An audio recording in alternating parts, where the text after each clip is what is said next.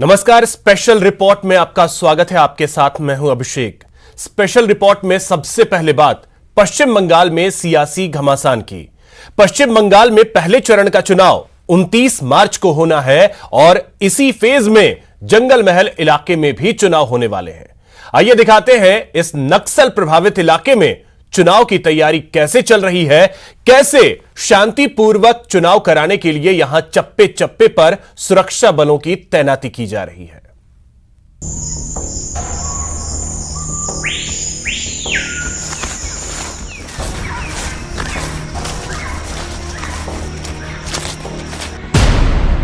बंगाल चुनाव का सबसे खतरनाक सफर।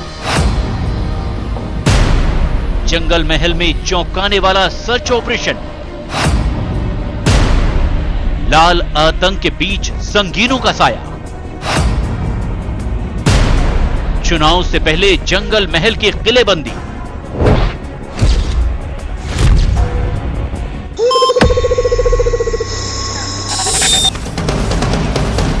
बंगाल का ये वो बीहड़ है जहां पल पल जिंदगी दांव पर लगी है। कभी भी कोई भी अनहोनी यहां दस्तक दे सकती है। इस इलाके के किसी भी कोने से बुरी खबर आ सकती है। बंगाल चुनाव के बीच जिस खतरे से भरे सफर पर हम निकले हैं उसे जंगल महल कहा जाता है।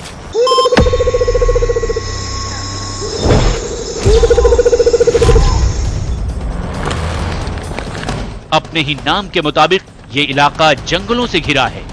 नक्सली खतरे के बीच यहां 27 मार्च को पहले चरण का मतदान है। लिहाजा न्यूज 18 इंडिया की टीम भी उन लोगों के साथ निकल पड़ी जिनके कंधों पर इस इलाके की हिफाजत की जिम्मेदारी है। इस वक्त हम मौजूद हैं जंगल महल इलाके में। ये बांदवा विधानसभा है और यहाँ पर मेरे पीछे यहाँ पर आप देख सकते हैं कि ये पैरामिलिट्री फोर्सेस के जवान मेरे साथ यहाँ पर मौजूद हैं। एसएसबी के जवान यहाँ पर मौजूद हैं। ये जवान इसी तरीके से इस इलाके में लगातार गश्त करते हैं और इसके अलावा जहां से भी इंफॉर्मेशन इनको मिलती है वहां पर उतर कर तुरंत जो है ये चेकिंग करते हैं, लोगों से बातचीत करते हैं। वजह साफ है क्योंकि जो बांदवा विधानसभा है ये विधानसभा अत्यंत सेंसिटिव है, नक्सल प्रभावी इलाका है। 186 बूथ है और सभी बूथ जो है अत्यंत सेंसिटिव बूथ है। जो गेट है बस का, इस गेट पे एक जवान जो है हमेशा जो है मुस्तैदी के साथ मौजूद रहता है। वजह साफ है क्योंकि ये जो पूरा इलाका है नक्सल प्रभावी इलाका है। और मेरे सामने अगर मैं बस से बाहर की तस्वीरें दिखाऊं तो ये देखिए, ये पूरा खाली जगह है।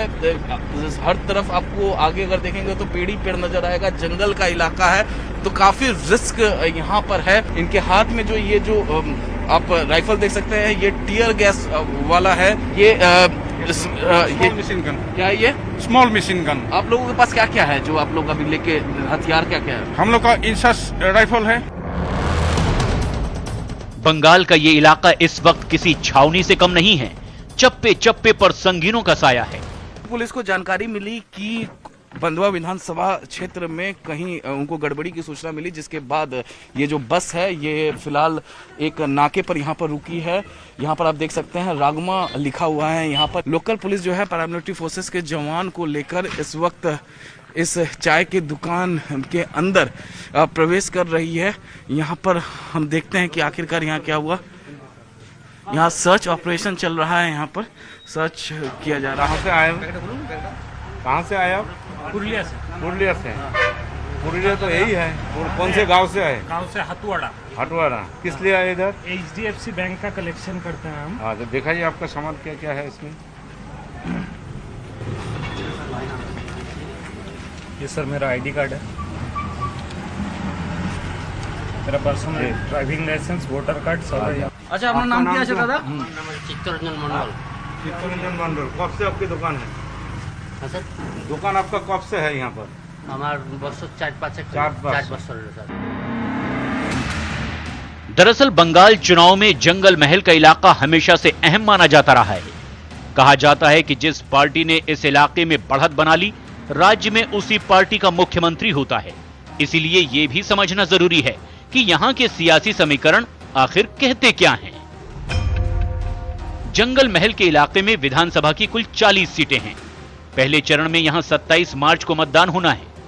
इस दौरान कुल 30 सीटों के लिए वोट डाले जाने हैं, यानी 10,288 बूथों पर मतदान होना है, जिसके लिए सभी मतदान केंद्रों पर केंद्रीय बल तैनात होंगे। यही वजह है कि पूरे इलाके की रेकी की जा रही है। तो जैसे ही बस यहाँ पर रुका, आप देखिए किस तरीके से ये जो पैरामिलिट्री फोर्सेस के जवान हैं ये तैनात हो गए। तैनात इसलिए हो गए क्योंकि ये जो इलाका है, यहाँ पर आप देख सकते हैं तस्वीरों में, ये जो इलाका है, ये इलाका पूरा जंगल का इलाका है। हम कैमरे की लेंस जहाँ भी जाएगी आपको केवल पेड़ पौधे ही दिखेंगे। चेक किया जा रहा है यहाँ पर तस्वीरों में, आप देख सकते हैं। हाँ, पुलिस अधिकारी ने इनसे कहा कि आई कार्ड है तो आई कार्ड दिखाइए, कहाँ से आ रहे हैं आप, इसके बारे में जानकारी, क्योंकि ये जो इलाका है पूरा नक्सल इलाका है और चुनाव जो है सुचारू रूप से, जरा इधर भी दिखाइए जरा कैमरे की तरफ, ये क्या है? एनवीएफ नेशनल वॉलंटियर फोर्स। अच्छा, ये आपका आई कार्ड है। कई दशकों तक इस इलाके में लेफ्ट का दबदबा रहा है। 2006 के विधानसभा चुनाव का जिक्र करें तो 40 में से 36 सीटें लेफ्ट के हिस्से आई थी, लेकिन 2016 आते आते लेफ्ट के हिस्से सिर्फ 3 सीटें ही बची। 2006 के जिन चुनावों में टीएमसी को यहां एक भी सीट हासिल नहीं हुई थी, उसे 2016 के चुनाव में 30 सीटों पर जीत हासिल हुई। लेकिन इस बार एक बार फिर यहां का माहौल बदला हुआ नजर आ रहा है। पहले से ही बंगाल की बिगड़ी हुई कानून व्यवस्था, उस पर नक्सली खतरे ने चुनौतियों को और बढ़ा दिया है। यही वजह है कि सुरक्षा बलों को लोकल पुलिस से भी जो टिप मिल रही है उसे गंभीरता से लिया जा रहा है। और दूसरी जगह पर रुक गई है इस वक्त, और बस से सभी जवान जो हैं इस वक्त यहाँ पर उतर रहे हैं। क्या यहाँ क्या कुछ हुआ है क्या? यहाँ पर पहले प्रॉब्लम था, कुछ साल पहले ज्यादा प्रॉब्लम था। ये जो लोकल रहे उसको पूछिए, वो लोग ज्यादा बोलेगा। क्या यहाँ कोई प्रॉब्लम हुआ था? सर अभी तो कुछ प्रॉब्लम नहीं है, पहले से पापा का अमल में कुछ प्रॉब्लम था, अभी प्रॉब्लम नहीं है। क्या प्रॉब्लम था पहले? पहले से बाहर से आदमी आया, अभी तो बाहर से आदमी आके यहाँ प्रॉब्लम क्रिएट करते हैं। और उससे 10-15 साल पहले से। इस घर के पीछे भी आप देख सकते हैं, दूसरी तरफ जंगल ही जंगल है। इस घर के पीछे भी जंगल महल की भौगोलिक स्थिति ऐसी है कि जंगल के बीच छोटे छोटे गांव बसे हैं। बांकुड़ा, पुरुलिया, पश्चिमी मेदिनीपुर, झाड़ग्राम और बीरभूम जैसे जिले इस इलाके में आते हैं। यहां आदिवासी समुदाय सबसे ज्यादा रहते हैं। बंगाल का यह बेहद पिछड़ा इलाका माना जाता है। कभी इस इलाके को नक्सलियों का गढ़ माना जाता था। इस इलाके के ज्यादातर जिले नक्सली हिंसा से प्रभावित रहे हैं। पहले ममता बनर्जी ने यहां लेफ्ट के वर्चस्व को तोड़ा, तो अब बीजेपी यहां टीएमसी को उखाड़ फेंकना चाहती है। यही वजह है कि किसी भी तरह की सियासी हिंसा को रोकने के लिए पूरे जंगल महल को खंगाला जा रहा है। पैरामिलिट्री फोर्सेस की जो टीम है, वो टीम जो है जंगल में दाखिल हो रही है, और टीम के साथ इस वक्त हम भी यहाँ पर जंगल में दाखिल हो रहे हैं। रोजाना इस तरीके से इस जंगल में दाखिल भी होते हैं ये सर्च ऑपरेशन करने के लिए, क्योंकि ये जो इलाका है ये काफी सेंसिटिव इलाका है, नक्सल प्रभावी इलाका है, और जंगल महल इलाके में कुल 40 विधानसभाएं आती हैं, और बहुत बड़ी चुनौती है इस पूरे इलाके में इस तरीके से चुनाव कराना, सुचारू रूप से सही तरीके से फेयर इलेक्शन कराना बहुत बड़ी चुनौती है। और बताया जाता है कि पहले जो है नक्सली इसी एरिया का इस्तेमाल करते थे, इसी जंगल का इस्तेमाल करते थे नक्सली पहले, क्योंकि ये जो इलाका है जंगल महल का, ये 50 किलोमीटर का ये एरिया है जंगल महल का, और इस 50 किलोमीटर के बाद जो है जंगल खत्म होता है। बीच बीच में छोटे छोटे गांव भी हैं इस जंगल में, और नक्सली पहले इसी इलाके का इस्तेमाल करते थे।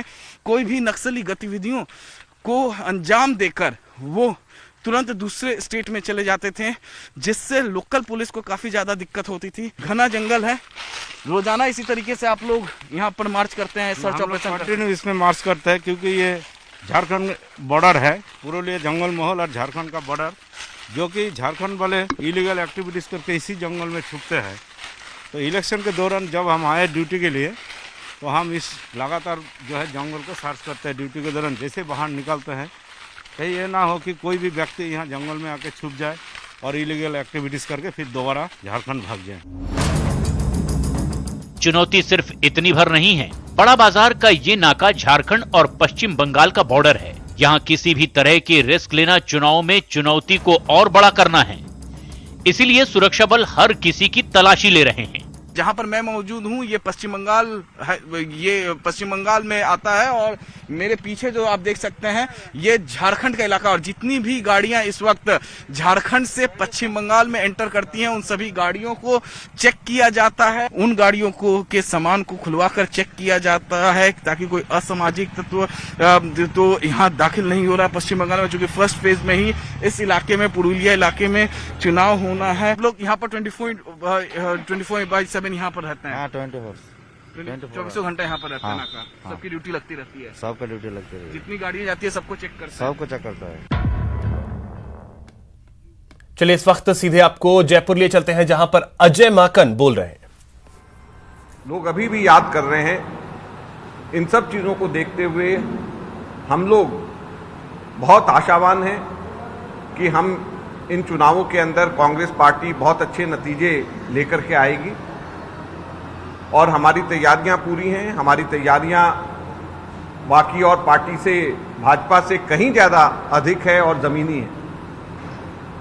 आज हमारे बहुत अच्छे सुझाव यहां पर हमारे लीडर से हमारे मिले, उसको भी हम लोग इम्प्लीमेंट करेंगे। सभी उत्साहित हैं कि वो लोग काम करना चाहते हैं अपने अपने प्रभाव क्षेत्रों के अंदर, और इसी संबंध में यहाँ पर इन्हीं उपचुनावों को देखते हुए दोतासरा जी ने एक कंट्रोल रूम पीसीसी के अंदर यहाँ पे स्थापित किया है और ये कंट्रोल रूम शुरू हो गया है और कांग्रेस के सीनियर लीडर्स जो इन विधानसभा क्षेत्रों के अंदर काम करना चाहते हैं उन सब लोगों को लेकर के जो प्रभारी मंत्री हैं और जो प्रभार क्षेत्र के अंदर संगठन की तरफ से जो लगाए गए हैं उन लोगों के साथ में एक बेहतर समन्वय की तरह के लिए ये कंट्रोल रूम काम करेगा। और मैं उम्मीद करता हूं, जैसे ये एक सहाड़ा विधानसभा क्षेत्र की रिपोर्ट मेरे को दी गई है जिसके अंदर ग्राम वाइज वहां की समस्याएं, वहां के महत्वपूर्ण लोगों के नाम, इस तरीके की तैयारी नीचे लेवल पर करी गई है और कांग्रेस पार्टी पूरी ताकत के साथ में इन चुनावों के अंदर लगी हुई है और हम उम्मीद करते हैं कि इसके अंदर, जैसे मैंने कहा, बहुत अच्छे नतीजे हम लोगों के आएंगे।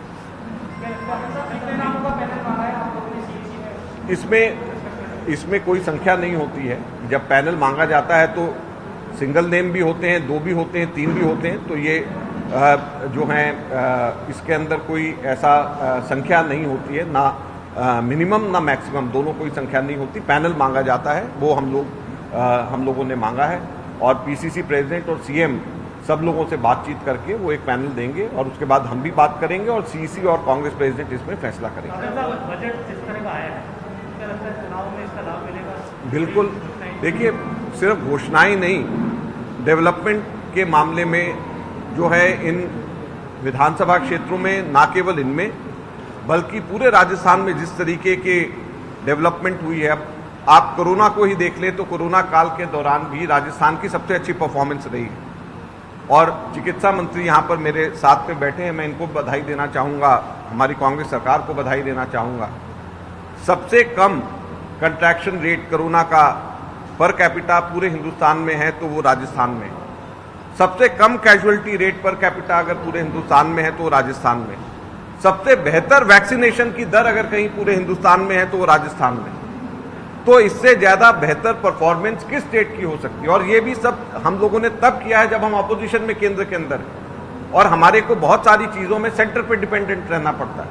बावजूद इसके अगर हमारे Rajasthan per capita corona contraction, per capita corona casualty के अंदर और साथ साथ में अगर हम लोग वैक्सीनेशन के अंदर सबसे अच्छे हैं, तो मैं समझता हूं कि राजस्थान के लिए और सरकार के लिए बड़े गर्व की बात है। जहां तक डेवलपमेंट की बात है, इस बजट में ही नहीं बल्कि इसके अलावा भी जो डेवलपमेंट यहाँ पर हुई हैं, मैं समझता हूं कि ये हम लोगों के लिए बहुत मदद करेगा।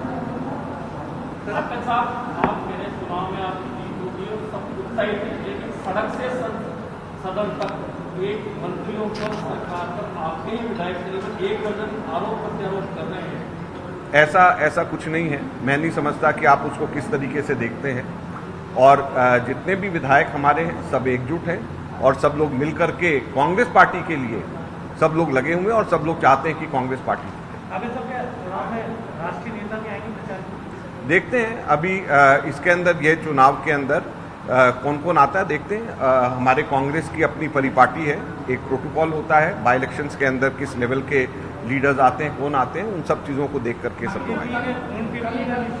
हैं एक मिनट, सब हैं किसका? अच्छा, बीजेपी फोन टैपिंग का इशू उठा रही है, जिनके अपने Rajnath Singh as defence minister जिन्होंने आरोप लगाया फोन टैपिंग का, मतलब बीजेपी कर रही है, जबकि गुजरात के अंदर नरेंद्र मोदी सरकार के दौरान मैक्सिमम फोन टैपिंग हुआ करती थी। तो ये अपने आप में हास्यास्पद बात नहीं है कि बीजेपी जो है वो फोन टैपिंग का इशू उठाए, जिनके ऊपर खुद फोन टैपिंग के आरोप लगते रहे।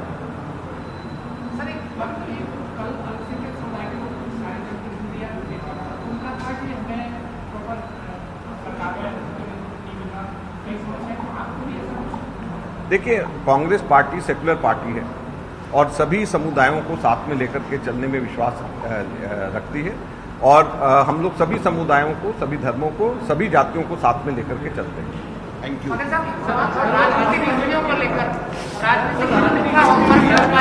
अभी चुनाव की बात करते हैं।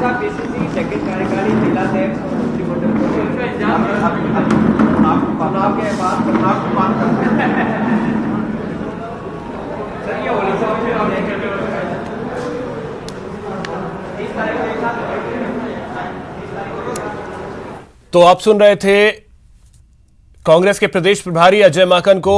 उपचुनाव को लेकर उन्होंने अपनी बात रखी।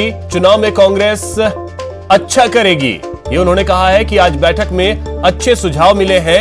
हमारी जमीनी तैयारी लगभग पूरी है, ये बातें उन्होंने कही हैं और सरकार ने अच्छा काम किया है।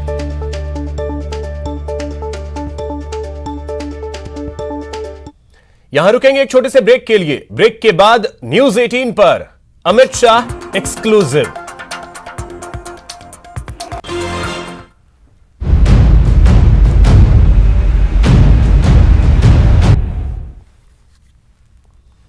ब्रेक के बाद आपका स्वागत है। केंद्रीय गृह मंत्री अमित शाह ने दावा किया है कि असम और पश्चिम बंगाल दोनों ही प्रदेशों में बीजेपी ही सरकार बनाएगी।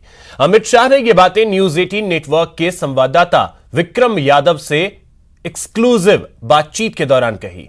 साथ ही कांग्रेस सहित सभी विरोधी पार्टियों पर जमकर हमला बोला। देश के गृह मंत्री अमित शाह जी जो असम के दौरे पर आए हुए हैं। सर, कहा जा रहा है कि कांग्रेस की तरफ से कहा जा रहा है कि इस बार बदरुद्दीन अजमल के साथ उनका गठबंधन है और कड़ी चुनौती वो बीजेपी को दे रहे हैं। देखिए, कांग्रेस की हार का प्रमुख कारण ही बदरुद्दीन अजमल हूं, क्योंकि आसाम की जनता अब घुसपैठ से परेशान होकर निजात चाहती है।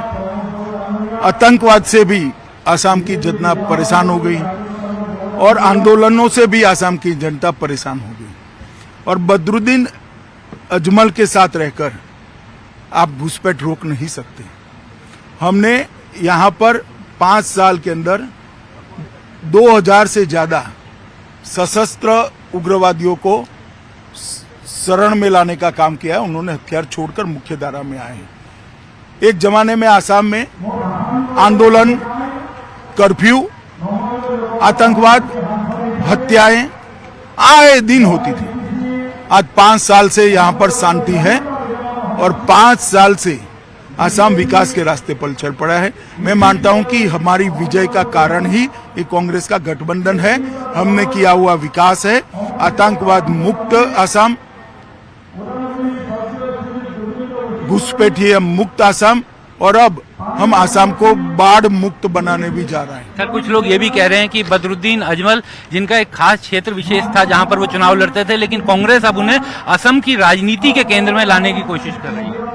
मेरी तो कांग्रेस पार्टी की बातें समझ में ही नहीं आई। यहां पर बदरुद्दीन अजमल के साथ वो अलायंस किए हैं, बंगाल के अंदर वो लोग फुरफुरा शरीफ के पीरजादा के साथ अलायंस करते हैं, और केरल के अंदर मुस्लिम लीग के साथ करते हैं।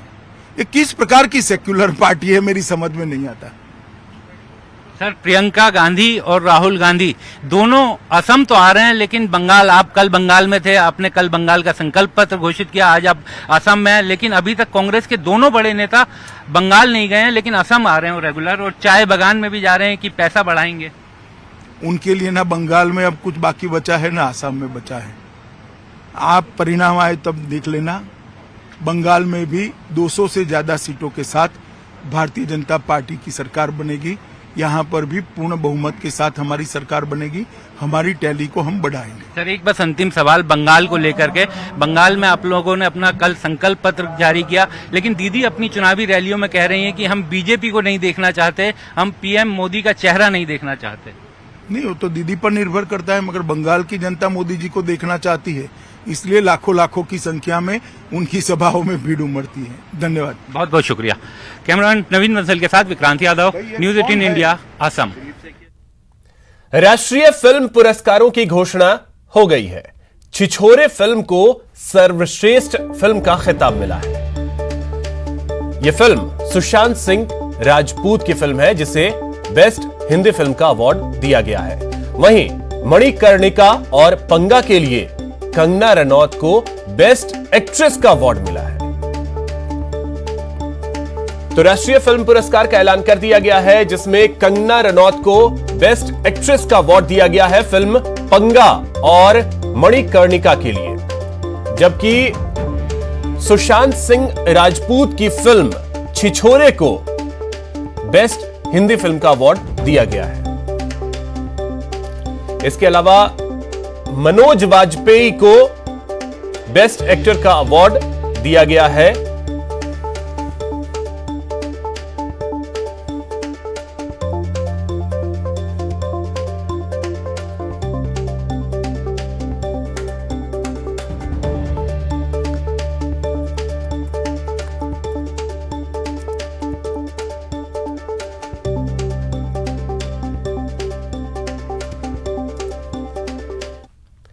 राजस्थान में हर रोज होली के खूब रंग देखने को मिल रहे हैं।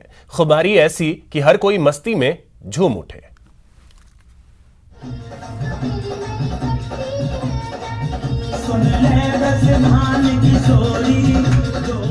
कोटा के लोगों पर होली के रंग का सुरूर चढ़ने लगा है। यहाँ बच्चे एक दूसरे को रंग गुलाल लगाकर होली की खुशियां मना रहे हैं। कोटा की महिलाएं फाग महोत्सव और राधा कृष्ण के नृत्यों से होली के रंग में सराबोर हो रही हैं। साथ ही वो फूलों की होली भी खेल रही हैं।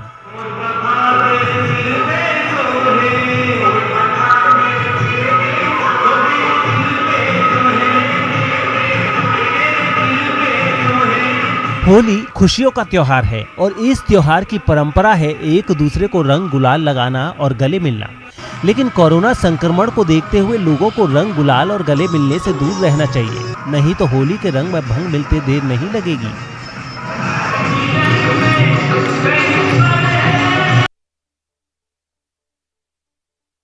फिलहाल इतना ही। नमस्कार।